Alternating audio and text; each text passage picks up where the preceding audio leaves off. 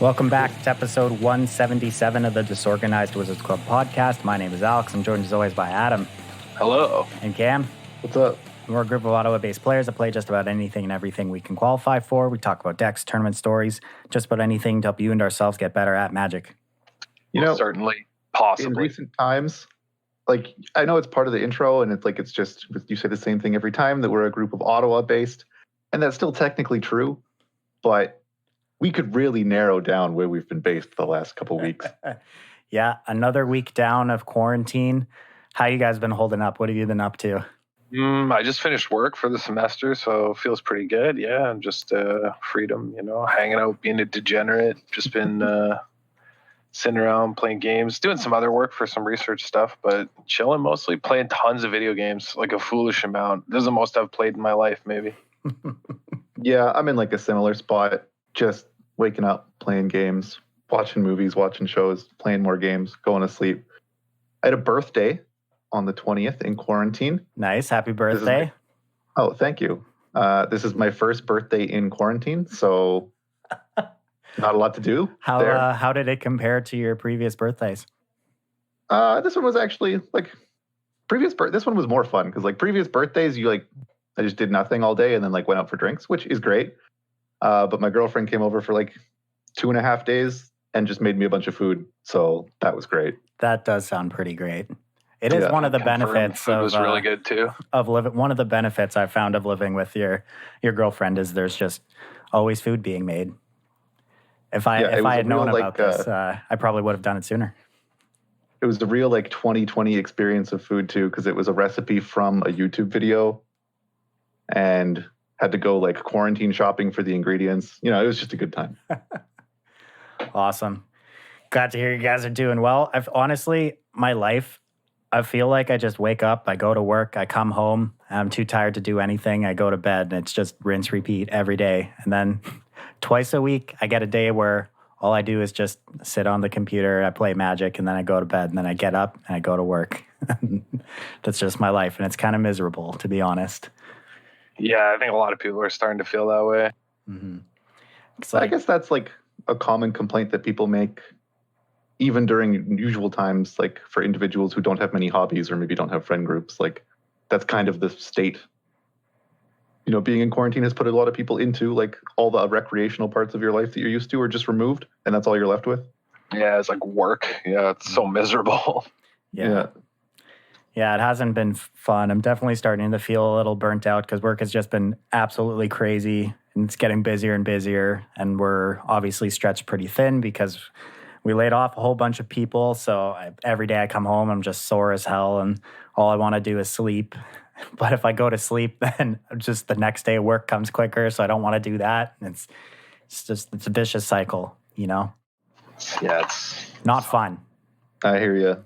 But let's talk about... it is fun, though. Yeah, we got some tournaments coming up. Exactly. You beat me to the segue. God damn it.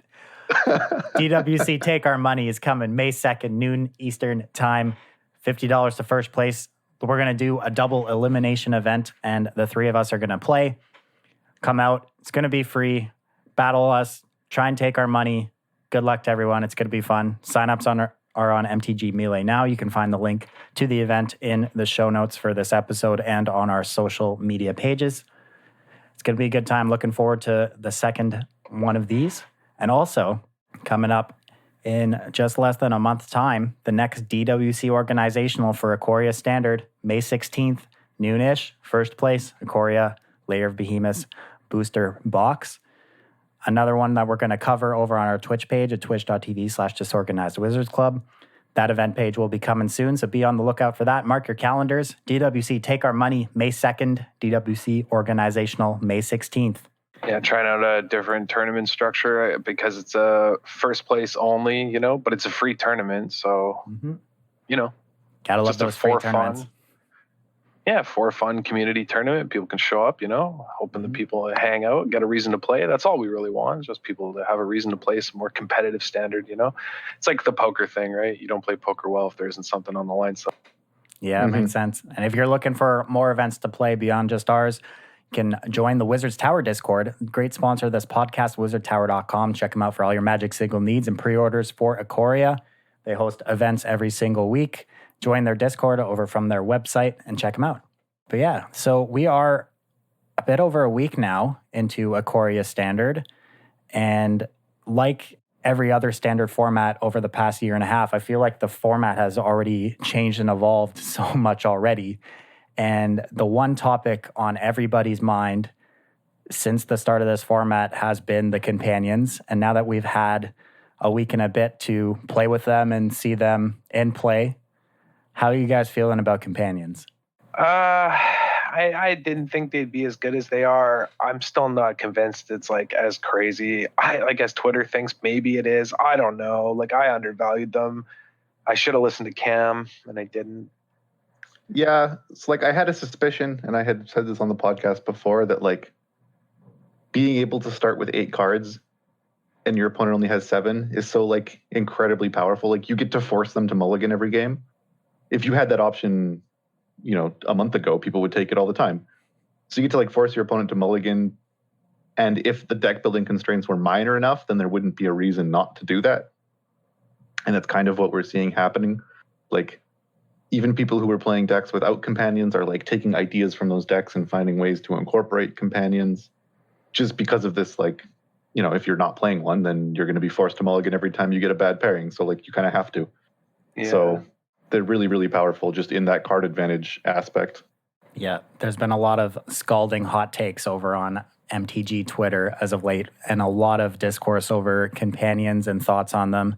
Do you guys like them though? Do you like being able to build your deck in certain ways to play a companion? Do you like their existence so far? Okay. Yeah, maybe we should break this down into like a long conversation of like, okay, what is the different complaints people have versus like what's happening in the game? Yeah. Okay. So like, I do like the idea of building decks a certain way for sure. I think that's pretty fun and like a cool part of companion, but I don't like that it's an 8th card. Do you know what I mean? Yeah. Cause are you kind of feeling the need to play a companion no matter what, because the advantage the companion decks have over non-companion decks is just a little too large? Yeah, it feels like the consistency level might be a bit much of an issue. You know, I was trying to play some for fun decks, and I don't know, the level of consistency might be too much of an issue. Like, that's what I'm feeling. Like, I understand that they were aiming for fun rewards for deck building constraints, but instead it's starting to feel to me like this is instead a punishment for not following deck building constraints. Yeah, and that's like a huge concern, right? Yeah, that I now have these 10 options that I must build my deck within, and if I want to do something other than that, I'm just choosing to be at a disadvantage. And I mean, I guess that happens kind of organically in formats. Like, there are, you know, maybe 6 top archetypes which have a core of cards, and you kind of, if you want to compete, especially near the end of large standards, have to brew within those constraints. So it's kind of already existed, but just making it this overt and this sort of in your face kind of feels not great. Like, I was having a ton of fun 2 or 3 days into the standard format, working on the Jeskai Vadrock list that we had in our deck dump, just flashing back tokens and flashing back different things and mutating Vadrock. And then I started to play against more and more companion decks, and like, just, it was an extra card I had to answer in a fair way. I just stopped because, like, why would I want to fight that uphill battle? Yeah, like the feeling of gameplay against them is miserable, right? Like, we're clear on this. I think maybe I'm wrong. Like, maybe people think it's fun, but like, I don't know. Yeah, to kind of put in perspective the effect the companions have had on formats so far, if we're looking at the premier events from MTGO over this past weekend, companion decks across all formats took 1st and 2nd in the Vintage Challenge, 1st through 4th in the Legacy Challenge. The entire top 8 of the Modern Challenge were companion decks. 1st through 4th of the Pioneer Challenge were companion decks. And 6 out of 8 decks in the top 8 of the Standard Challenge were companion decks. Beyond that, if you move to the top 16 of the Standard Super, 14 out of 16 decks were companion decks. Yeah, the entire top 8, aside from 1 deck, were companion decks. Like, is this just a shiny new toy kind of thing, you guys think? of everybody is just jumping on the companion bandwagon because they're new and exciting and we haven't seen this before and people are really pushing these decks to their limits? Or do you think it's a bit of a flash in the pan and maybe as the format evolves, we'll see them fall out of favor? Or is this just the new norm because the companions are that powerful? I don't know. I'm not convinced. I think that, so maybe we can go down the list. I think that it's probably has to just get banned in like the older formats, right, Luris? Yeah, so this is an interesting discussion because older formats, we don't generally see them change too much, but over the past year and a half, with all the new powerful cards that have been printed, we've seen all the old formats change a lot. But when it comes to something like a companion deck, and Luris specifically, this card is so unbelievably powerful that it's hard to imagine something changing these formats now without them printing more companions. Do you get what I'm saying? Yeah, like it feels like the end game of the format if you're not careful. Right. Like if we I actually don't think you can actually outpower these kinds of strategies now without printing more companions into the format. And I don't know if that's actually ever going to happen. Like, are we going to get more companions? Like, if you could look into the future and knew every single set we're going to get, I don't know, 10 new companions or 5 new companions, do you think your perspective changes about these cards? Or would that be something you guys would want to see, more companions coming out with every set? God, no, I'd want to quit Magic. Yeah, veto. Because it would just feel like a continuing of that issue that I expressed. Like, I will know that every format, it doesn't matter what, like, cool brew idea I have, because I have to play a companion. And if it doesn't fit in that, then, like, it just wipes so much off the table. Maybe it's one of the card design spaces that's either within the, like, slim margin of, like, there is no slim margin, I should say, in between, like, unplayable and busted. Like, either that's what's going to happen with companion. Either they're just insane or they're worthless, right, as a mechanic, because either it's worth the 8th card or it's not, but then the 8th card is the issue, right? Mm-hmm. Yeah, like Adam and we were discussing this just in our kitchen, but if they had instead like implemented some rules rework so that you can have a companion if you started at 6 and your opening hand had 6 cards, so like they just made it one of your 7 instead of making it an 8th, then I think that would give them room. Like, that would have achieved what they wanted. Like, it is a consistency reward to people willing to satisfy a deck building constraint, but it's not card disadvantage to people who are not. Mm-hmm. I just think, yeah, they missed the mark. Maybe they were unwilling to change the rules that fundamentally, or they thought it would be hard to do in paper, or who knows why. But I would have preferred that. And then if you told me they were going to do companions in some new set, like, okay, fine. Like, I can still not be down a card if I don't want to play them. Mm-hmm. Yeah, I think there are a lot of different ways they could have taken the mechanic to make it a little more balanced. And I think I agree with you that they definitely missed the mark a little bit. But I've seen some really interesting takes on companions so far. Some people really hate them. Some people actually really like them and think they're interesting. I also saw a funny tweet from Jeff Hoogland who said, Luris is busted in older Magic formats because it forces players to make good decisions by cutting expensive cards from their deck they probably shouldn't be playing anyways. Yeah, that's probably true, but they're fun. Yeah. But, and I mean, that guy should know about playing bad cards in his deck, so I don't know. Mm-hmm. And I've also seen this thought thrown around a little bit, comparing Luris to Oko. And I've seen some people actually take the stance that Luris is actually more powerful than Oko because of its companion ability. Like, obviously, if we're comparing the cards side by side, like if Luris didn't have companion on it, obviously Oko's a 10 times more, like way more than 10 times more powerful. The card's on a whole nother level. But the fact that Luris has companion, it puts it in this whole other category. What do you guys think about that comparison? I don't know. I don't think that's like necessary to compare them. They just do different things. Like, they're just such different cards. Like, I just think it's an interesting kind of like thought, something to think about. If anything, like what it does is like invalidate other decks, like 7-card hand decks, because you play an 8-hand card or an 8-card hand, right? Like that's And like Oko invalidated everything in your deck too. So Yeah, I see what they're doing. Like I see why you would make that comparison. You think something is strong, and so you compare it to the last strongest thing that existed. But yeah, like what Adam said, like I don't know if that's even like if it's even easy to compare like the style of mechanic of companion to just like a strong mid-range planeswalker. Yeah. I'm like there's a lot of thoughts around companion. I've seen mostly negative, but like what have people been saying? I've just seen people, certain streamers, talking about how they think the mechanics interesting, and they would actually like to see more of them and different deck building constraints, and just the idea of it has actually, they've ended up liking it a lot more than they originally thought they would. I'm not saying I'm in that camp. I'm still kind of unsure about how I feel about them. I was a little skeptic from the start. I remember the episode we spoke about the Ikoria mechanics for the first time. My initial take on it was that I absolutely hated it. And I've come around a little bit, but there definitely are some problems. Yeah, I can't decide. I don't know. I want to wait and see on this one.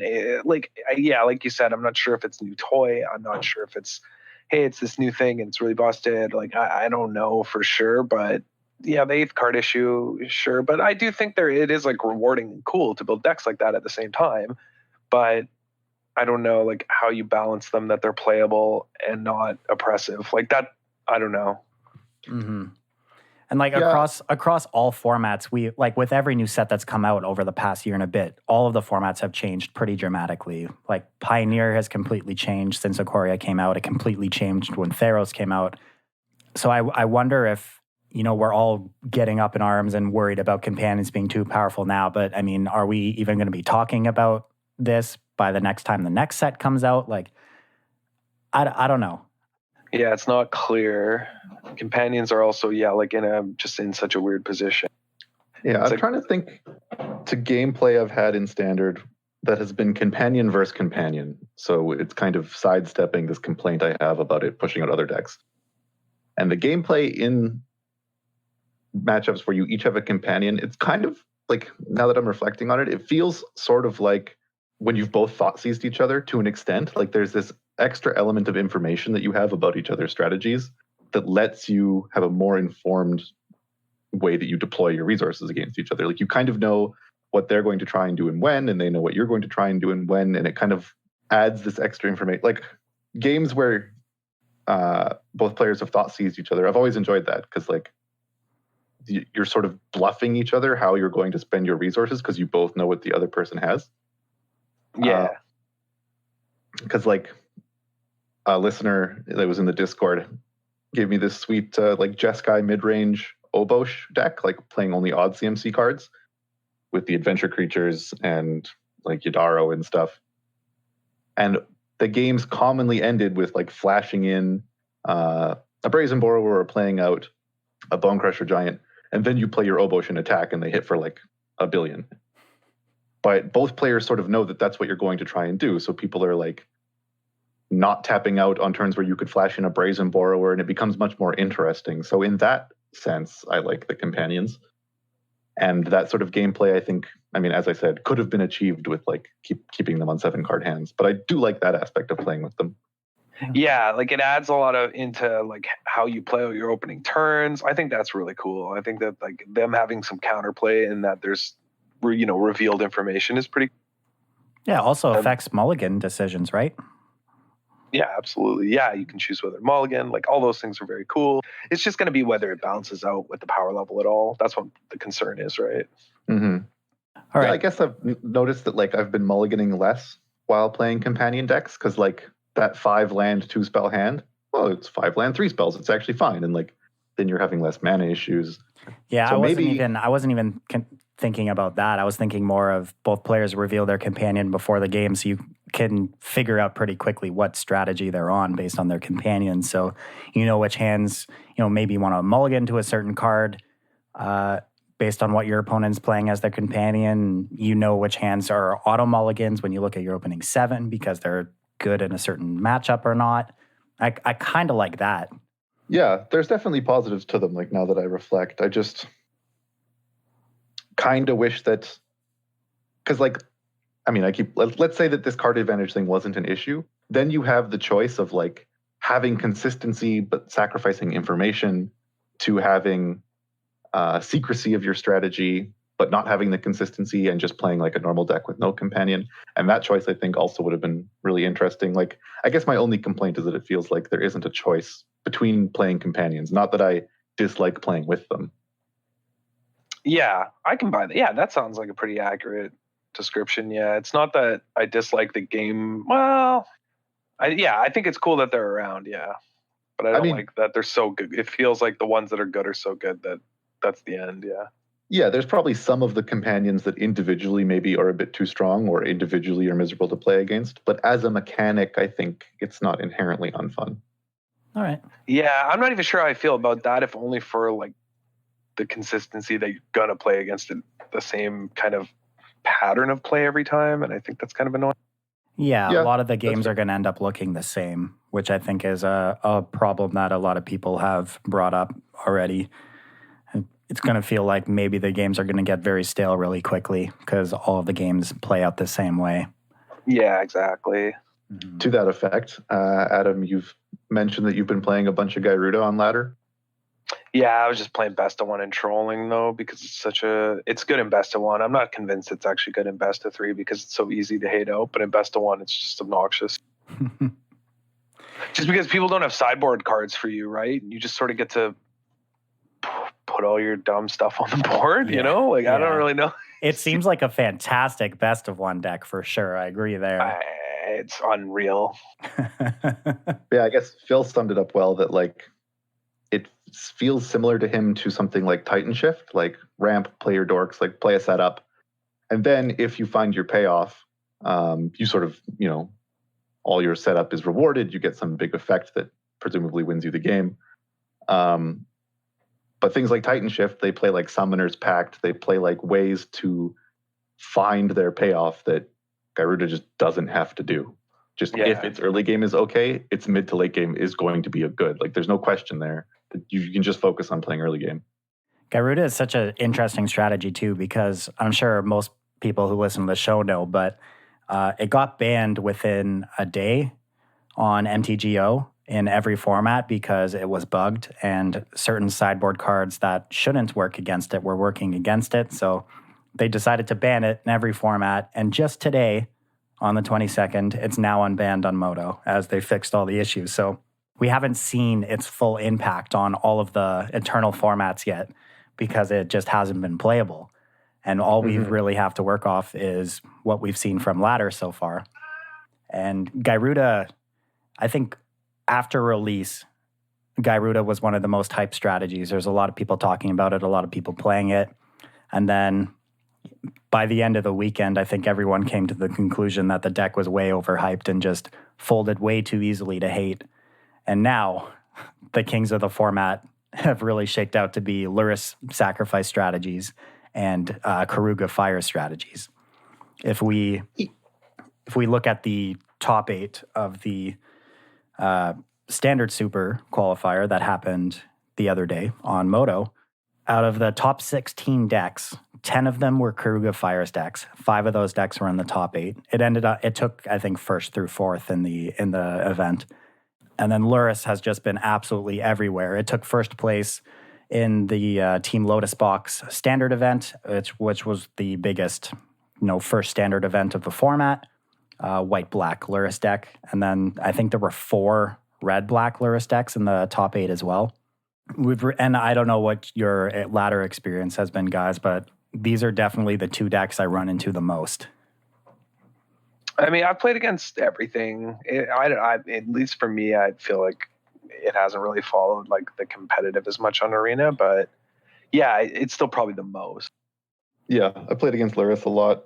Luckily, I've dodged fires because I haven't been playing decks with a great fires matchup because I haven't really been playing it, but that's kind of annoying that deck is like unchanged and still feels the same when you play against it.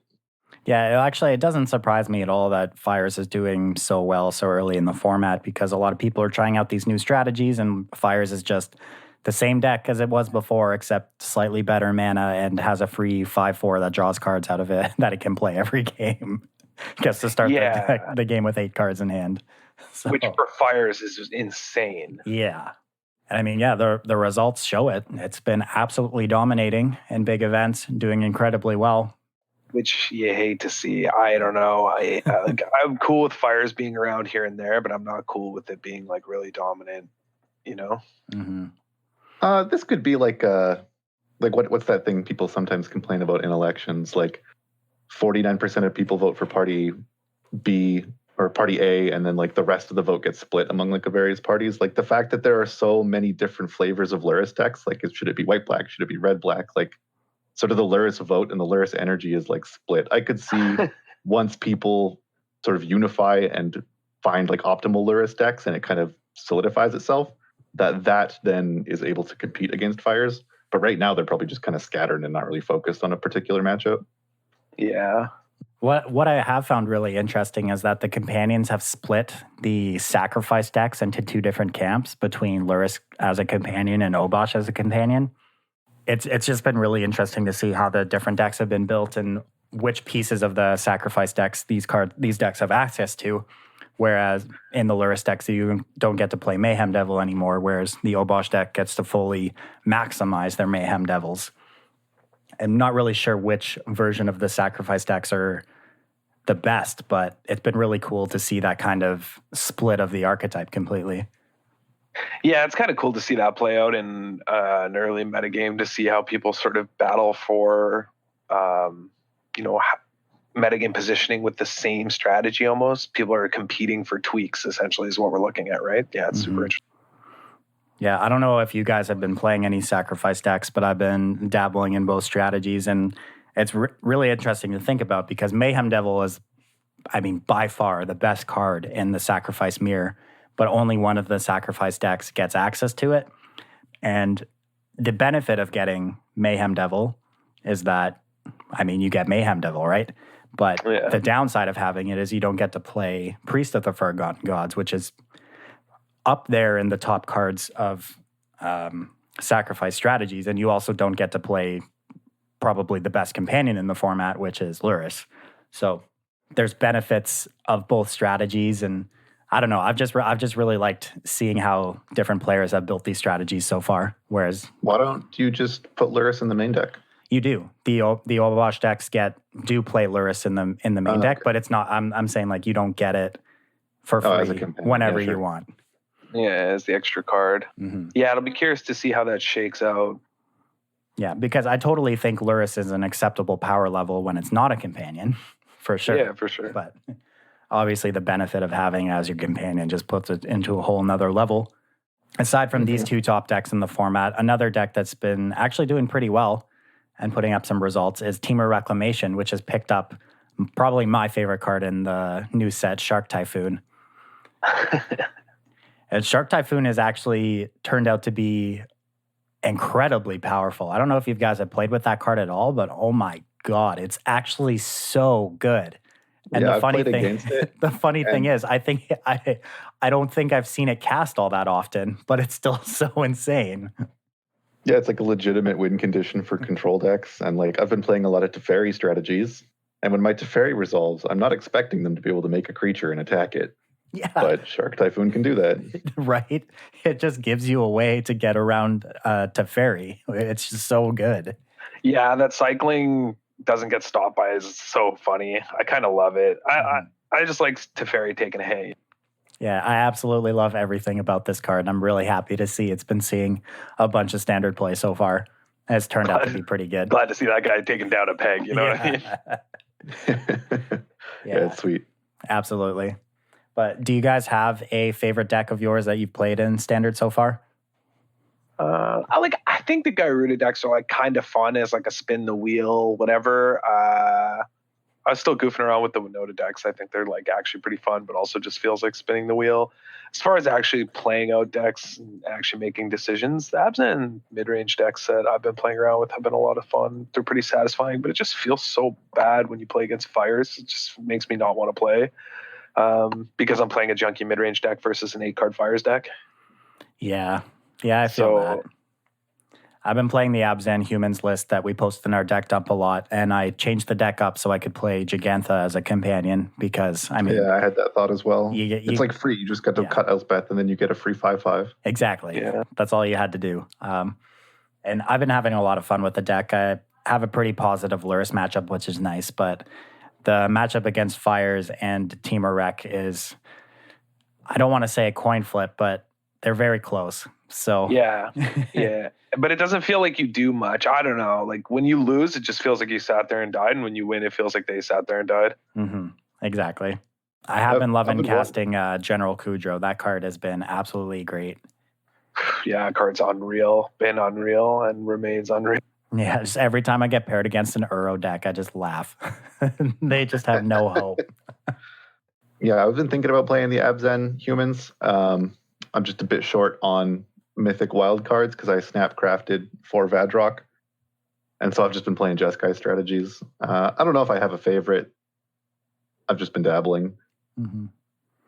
I've been playing a decent amount of the Lurrus decks, and I really like playing the sacrifice strategies. I've been having fun playing them, despite if people think they're good or not for the format having Lurrus exist, but I've been enjoying it. That was another reason I stopped playing that Vadrock deck, because I would play Vadrock and then I'd put Sea Dasher Octopus on it and it would have all these like different triggers. And then it would get claimed the firstborn, and that's a beating. Oh God. Yeah. Everything in that deck like gets claimed. I'd have like a 6/6 Sprite Dragon that would get claimed. Yeah, the only thing I haven't enjoyed is that you can't play Bastion of Remembrance, and I've just been loving that card so much, but it's just not playable. Not right now. There might be a time and place for it, but yeah, it just doesn't line up. But man, that card is still like really powerful. It just doesn't have a home, right? Yeah, because you can't play it in your Lurrus deck, and that's just not cool. Yeah, basically that's what it comes down to. Mm-hmm. Which you absolutely hate to see that's the defining feature. It's funny watching Standard's mana cost approach 0, right? Like that's essentially what's happening. You have like Companions, Fires has been the best deck, Lurrus decks, right? It's all decks where we get rid of mana. Yeah. Like we reduce mana cost, we reduce like limitations on variance. That's sort of what's happening. Man, what has Cam been saying forever? Yeah, dude, mana mechanics suck. Yeah. They just turn Magic into like some other card game, Yu-Gi-Oh, Pokemon, whatever, where you just like play cards and don't have to pay for them. Yeah.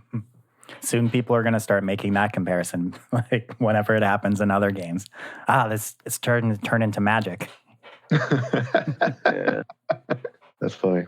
Well, that kind of wraps up our talk about Standard. I really only played Standard since the format came out. I actually haven't touched Limited yet, but you guys have dove pretty deep into it. How are you feeling about Limited so far? As an initial note, I'm just really happy with the pod drafts, like that they exist, and the like prize structures available now. Like being able to just play 3-round real drafts for reasonable prizes has been like great. It's been mostly what I've been playing. Yeah, those drafts are sweet. I've been playing a lot of them as well. Yeah.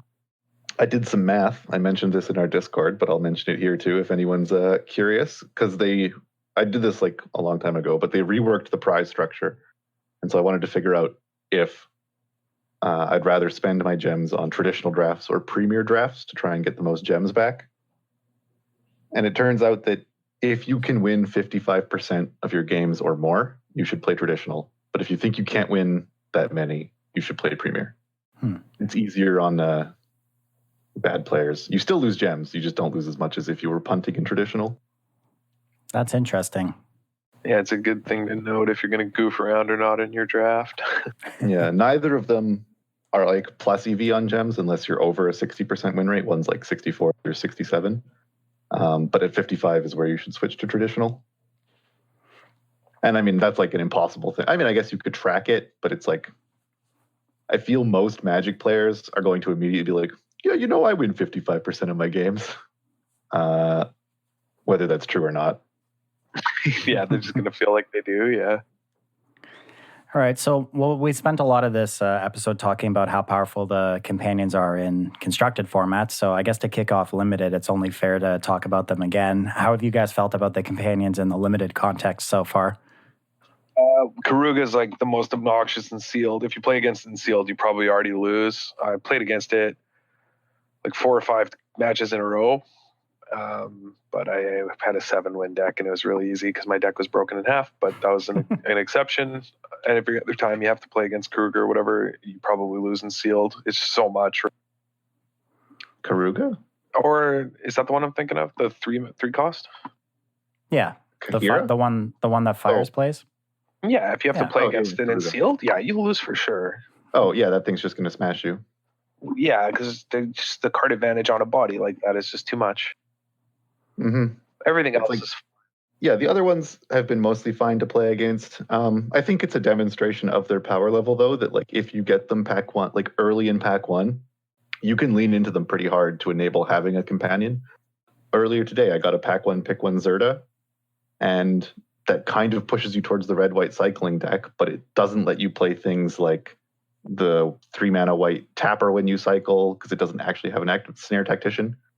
So kind of some of the key parts of that deck are gone, but I just played like medium cards with cycling or an activated ability in Mardu, and Zerda made up for the fact that my other cards were low quality because I had more cards. So if you're able to get one early, I think you can 100% lean into it.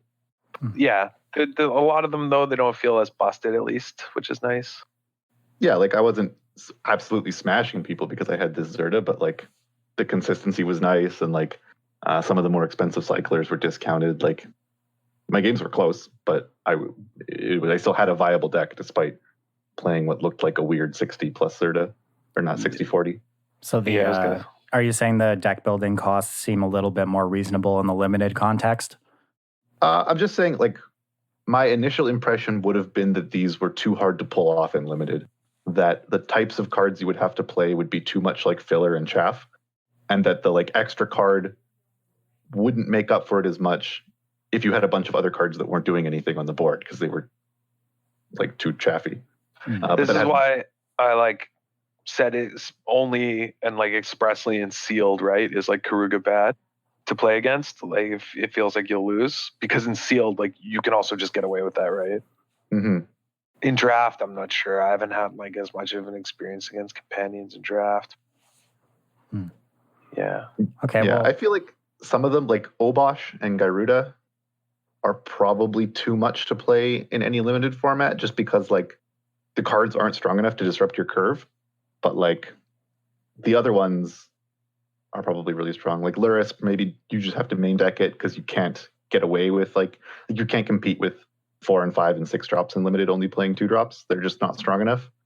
But then other ones are like completely free, like Umori. You can almost get an Umori late in a draft and just stop playing your spells and play only creatures. Yeah, you definitely can, or you can just put it in your main deck and it's really strong anyway. Same with Obosh. Yeah, that's true. Yeah, Obosh and Igruder, you can just main deck. That's another thing. Like, I guess if you can enable them, they're like nice to have as companions, but they're also just all reasonable creatures. Like, I don't know if Yorion, the Sky Nomad, the one that would make you play with 20 extra cards, I'm pretty sure you should almost never do that in limited. You should just like put this 5-mana 4/5 flyer into your 40.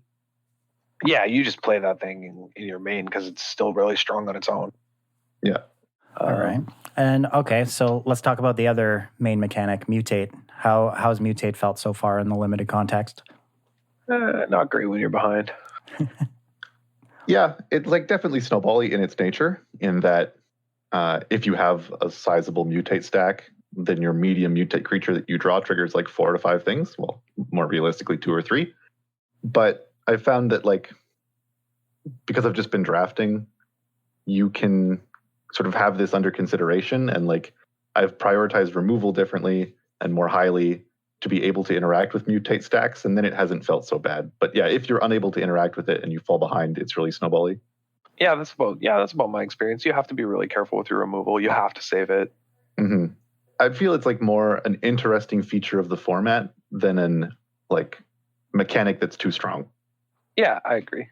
I think the format's been pretty fun for me. I've enjoyed it. I think card evaluation changing due to the mechanics is really interesting. Like you mentioned, bounce spells not being great.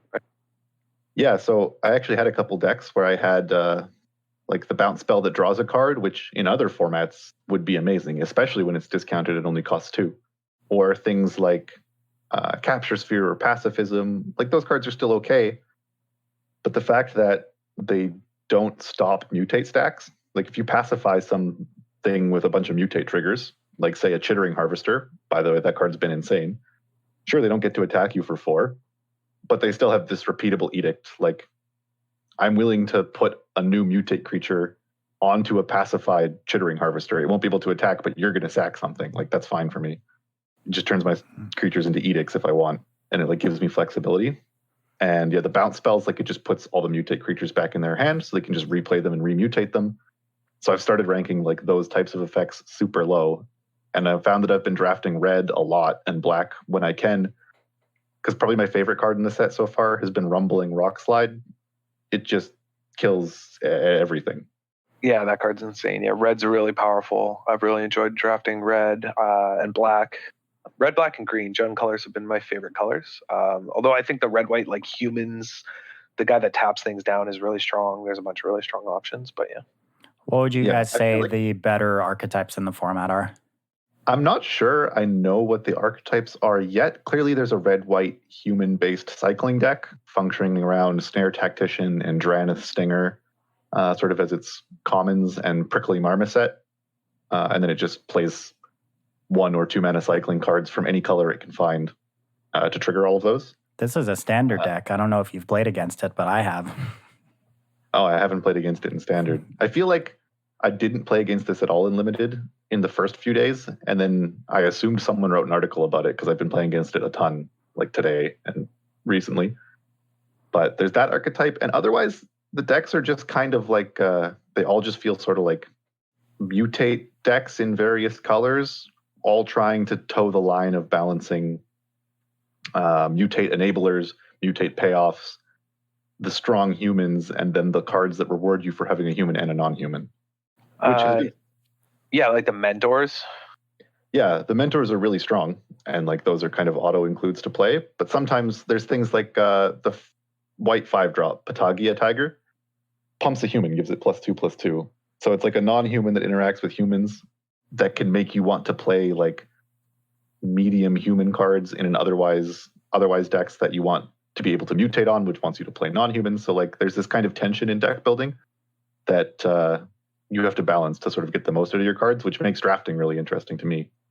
Yeah, I think if you're in like white, you like don't even really like in draft. I think you can go on things that aren't really focused on mutate and stuff. Like a lot of the human synergies are really powerful, even like with the mentor. But like the vigilance strategy is really interesting. Mm-hmm. Yeah, there's like a bunch of weird different archetypes, like you said, red white cycling. I played a pretty sweet one with that deck. I thought it was really. Yeah, red white cycling is sweet, and I guess there's kind of like sub archetype, like keyword token archetypes in the other colors. Like black has a lifelink theme. There's various creatures that either have innately or can be given lifelink, and so then if you have the lifelink mentor, it can pump more than whatever it gives its token to. Red has a menace theme, green has a trample theme, and removal spells that work well with trample. So those kind of feel like mini archetypes as well. Yeah, like there's a bunch of just little synergies in the draft games, it feels like, which I kind of enjoy. Yeah, I've really been enjoying like cards. Like I'm not a huge fan of combat tricks in general, but I've seen my opponent play things like Unexpected Fangs, which is the 2 CMC black, put a +1/+1 counter and a lifelink counter on a creature because they had the lifelink mentor. So it's an additional way to synergize with their mentor and, make sure that it can continue to pump up your creatures. But even just in general, I find that I'm probably unfairly ranking these combat tricks because they're sort of the first combat tricks we've seen in Limited that leave permanent benefits. Yeah, I had some really good success with the green one that gives reach, puts a reach counter and stuff. It's been pretty good for me. It's weird. They're a lot better, I think, than I would think. But I hate combat tricks. That's for me to say that. That's kind of crazy. But these are, yeah. I mean, I probably inherited it learning Limited from you. I also generally don't like combat tricks. Feel they're pretty easy to play against. But these ones, like, just my instincts in playing limited, like block a creature early to make them use their trick. But then it's the first strike trick. Okay, sure. They got my 2 or 3 drop with a first strike card. But then I just can't block that creature again. Like, it keeps first strike. Like, these permanent benefits make me need to reevaluate these combat tricks. Yeah, exactly. But yeah, it's really interesting. Like, I think I still don't fully understand this format. Like, I've had decks that I thought were medium that went 3-0. I've had decks I thought were good that have like 0-2'd and dropped. But it's been a ton of fun because of all these like little intermixed synergies. The one thing I will say that I think people are making a mistake on is that their like pool of playable mutate enablers is too large. I think a lot of creatures are getting played to mutate onto that shouldn't be, that actually aren't good enough. Like, I feel I'm winning games where my opponents have like some small thing that they intended to mutate onto, but then they didn't draw their mutate creature, or they top deck the small thing late. Like, if you top deck that egg, mysterious egg late, like, there's board states where that just kills you. Oh, yeah, exactly. Yeah, like, there's weird archetypes you can go into. Like, you can go into green mutate decks and stuff, but like, yeah, you can get crushed by picking these really weird things in draft due to how they line up. Yeah, it's kind of snowballing in that sense. Yeah, like, I guess, yeah, like, as an example, like, I don't think you need to play egg or play some other like small creature to put your Migratory Greathorn onto to get a land to then put your next thing on. Yeah, exactly. I'm like much happier just casting Migratory Greathorn for 4 and then mutating onto that. You still get both triggers, but you're not playing like an unplayable card if you don't draw other mutate things. Yeah, I agree. People go a little too far in. I think one of the archetypes I've had the most success with, that's been my favorite, has been green-black with Reanimator sub-theme. Oh yeah, that's definitely an archetype. Like, cycle your huge things and then back for more. Back for more, and there's the 5-mana black one. Yep, that reanimates them with a lifelink counter. Yeah, I forget what it's called, but yeah, that one's around. Yeah, and then also you kind of just can play that as a mutate deck with reanimate sub-theme, and that archetype's been really, really powerful for me. I've won tons of games. When I said I had the 7-win, it was on the back of that. I mean, I also had, what's the unbeatable card? I can't remember. What's it do? Crystalline Giant. There we go. Because I kept getting ones with dumb names, you know? Mm. You know, yeah, Mecha Godzilla. Yeah, Mecha Godzilla. Or no, it's the weapon, I believe is what it's called. Right? Something like that. I think it's Mecha Godzilla, the weapon. Yeah, maybe that's what it is. But that card is so unbelievably obnoxious in limited. I can't even believe it. Yeah, I haven't played against it, luckily, but I've heard some stories of people like hitting hexproof within the first few triggers, and then from there you just get this like flying monstrosity that your opponent can't stop. Dude, it's insane. Yeah, I don't know how this card is remotely beatable. It's not. It's so obnoxious. I can't. It's so obnoxious. If you don't have the removal spell for it, the game's over. Like, if it comes down on turn 3, and I kind of hate stuff like.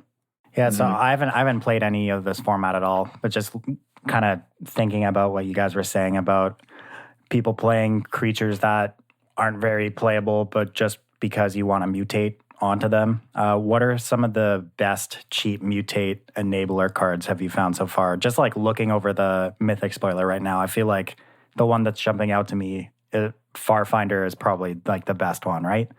Farfinder, I think, is the best common in the set. And I'd be willing to stand by that. Like, I've started taking it like super high, like over a lot of uncommon.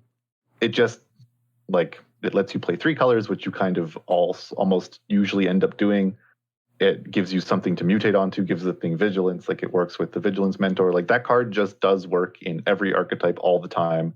And the format's kind of slower too. Like, it's not uncommon, even in traditional drafts where there's like a lot on the line, that opponents I played against are passing on turn 2 or 3, or they have like medium starts. Like, even the very aggressive deck, or the most aggressive deck in the format that I've seen, the red-white cycling deck, like, its premier 2-drops and 3-drops have 2 power. Like, it's not attacking you super fast. It's just like assembling a bunch of synergies. So you have time to play a 1/1 on turn 3. Yeah, Foxfinder is just, I think, the best enabler and the best common in the set. Yeah, it's a really good enabler. Glimmerbell, is that the name I'm thinking of? That one's also a really good enabler. Mhm. The 2-mana 1/3 flyer that can untap itself or whatever. Yeah. That card's an incredible enabler. Zagoth Mamba. I mean, it's an uncommon, but it's an enabler that brings removal spells with it.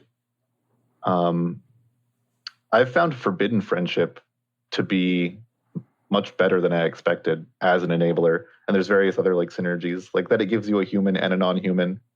If you're in Jeskai, turns on things with like of one mind, or it contributes to synergies in other ways. But like nobody kills that dino. So it's just around there for you to mutate stuff onto. Yeah, it's surprisingly good. Normally, I would never suggest picking, 2/1/1 tokens as a card, but in this format, actually, it lines up quite well. Yeah, I started low on it.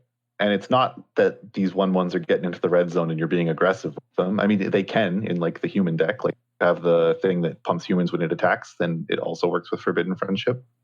But just as like, bodies to do stuff with, or jump block for a turn, or like an extra 1/1 to sack if your opponent edicts you, like Forbidden Friendship has impressed me more than I expected it to. Yeah, no doubt. Another card I was really impressed by for commons, like if you want to talk about some pretty good commons in limited, was Fertilid.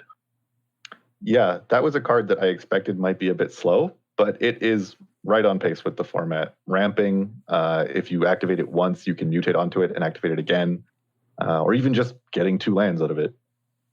Yeah, the fact that it can block and go get, and then take its last counter off to go get a land is really powerful, I think. Mm-hmm. Yeah, this is something I wanted to ask about, since we're talking about cards that ramp and fix your mana.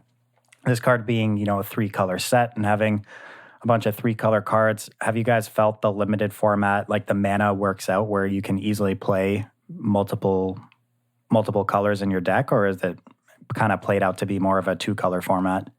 I think it's a 2-color format unless you actually like play to get it. Otherwise, it's so inconsistent. But you can build like 5-color piles, but you have to be going for those kind of things. Like you need the migration path or whatever. You need fertile. Like you have to have them. You can't just like have a dual land in your deck and think you can get away with splashing. Like you still have to be pretty careful. The fixing's not that crazy.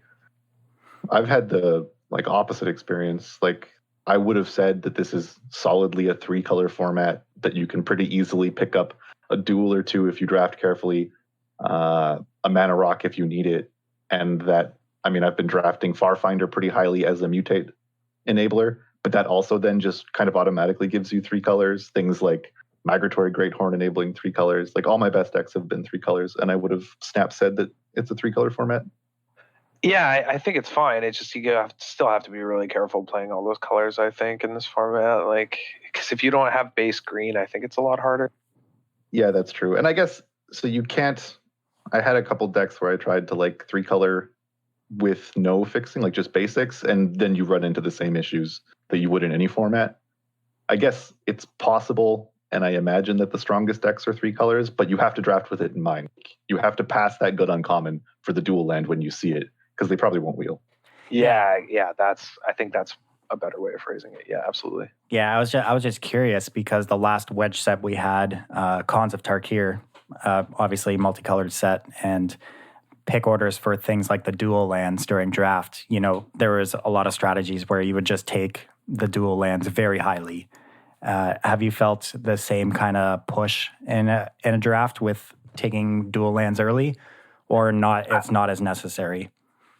I don't think it's as necessary. Then it felt like the tri-lands determined so much of it. Yeah, obviously them being at uncommon, you saw them a lot more often, right? Yeah, like that changed things so much during that format. Even fetches, like the amount of fixing in that format at just the mana level was higher, like at lands. There was a lot more multicolored cards in that format too, right? Yeah. Yeah. But yeah, you can definitely just get away with like the splash every time in this format, like having said all that. Mm-hmm. Yeah, I don't think you should be taking dual lands like super highly, but if your first few uncommons that you found, seem to point towards some colors that you'll be in, then like picking dual lands gives you like so many options that it's sometimes worth the pick, especially if there's nothing great in the pack.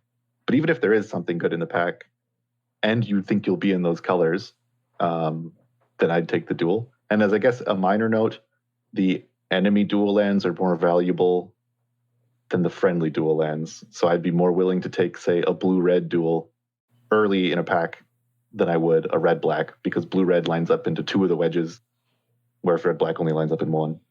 Cool. That's interesting. You guys have any more stuff you want to talk about, unlimited or standard, before we wrap this thing up? No, I think I'm good. I think. Cool. Yeah. Yeah, I'm just trying to think. We've been talking sort of about what I like in limited. Have you tried anything or played against anything that seemed like really bad in limited, Adam? Yeah, I think like the egg is unplayable, even if you're like full blown mutate. I think it's like unplayable. I think there's. Yeah, I agree. Yeah, I don't know. There's some bombs, like Primal Empathy is a bomb, kind of, but like mutate sort of makes it a little more fair than I thought it'd be. I haven't been impressed with the like black-white human decks that are kind of trying. Like there's the 3-drop enchantment. Your humans get +1/+1, and you can tap humans to tap things. Yeah. Like that, yeah. Those decks trying to lean into humans and like foregoing all the non-creature and mutate power have really not impressed me. And kind of a poster child for this, Night Squad Commando, the black 3-drop that's a 2/3 with raid. If you attacked, you make a 1/1 token. That thing read like it would be very strong. In other formats, it would be very strong. I've not been impressed by it. Like kind of neither half of the body is relevant. I mean, this is just a flavor win, though, hearing that the human strategies aren't as good as the mutate monster strategies in the format. That just has to be by design, right? Yeah, I mean, one has to. Well, no, I think the humans decks are actually really good, though. I think they're secretly really good. Because Like like the in red, draft, white- people aren't going to go for them. That's true. Red-white cycling is a humans deck. It's just like a synergy one. I just haven't been impressed with like black-white humans only. Yeah. The 2-mana human that the 1/2 the top stuff is just so good in this format against mutate. That card's insane. That it sort of like answers all the problems we're talking about. Like, oh, you have to have removal. Well, you don't if you're just playing the white humans deck and you have a bunch of those guys, right? Yeah, there are good humans. I just don't think it's worth trying to like be a only human deck. Like, Oh yeah, you can't. Yeah, that's not how the archetypes are going to play out. Yeah, for sure. like it's definitely a format of, I guess, in the flavor of bonders, right? Like you want an appropriate mix of like the playable humans and the playable non-human in your deck. Yeah. Okay. Yeah, that makes sense. Yeah. Yeah. Other things that I've been not impressed by, I guess, just like 2-color decks in friendly colors. Like I played against a green-white deck, and maybe my opponent just didn't draft well, but like it didn't seem like with just green-white there was a ton going on. Like they had humans and they had non-humans, but like they weren't mutating anything and they weren't taking advantage of the human synergies, like without the black like holding it all together. That could have just been one deck, but it definitely seems like the wedges and the enemy colors are easier to pull off than friendly 2-color decks. Yeah, that I can see for sure. All right, makes sense. Let's wrap this thing up. Thank you all for joining the club this week. Make sure, as always, you check out wizardtower.com for all your Magic single needs. If you want to support the show, head on over to patreon.com/DWC Podcast. Make sure to mark your calendars. May 2nd, DWC Take Our Money free event. Come on out and battle against us in our best of 3 standard event. Also, DWC Organizational for Ikoria is coming on May 16th. If you want to get in contact with us, head on over to Twitter at DWC Podcast 1. We're also on Facebook, the Disorganized Wizards Club Podcast. And however you listen to the show, whether it's Podbean, iTunes, any podcast app, leave a review, rate the podcast, share it with your friends. Everything helps, keeps the thing growing, bring it to new listeners. Thank you for checking us out this week. We'll see you next week. Later.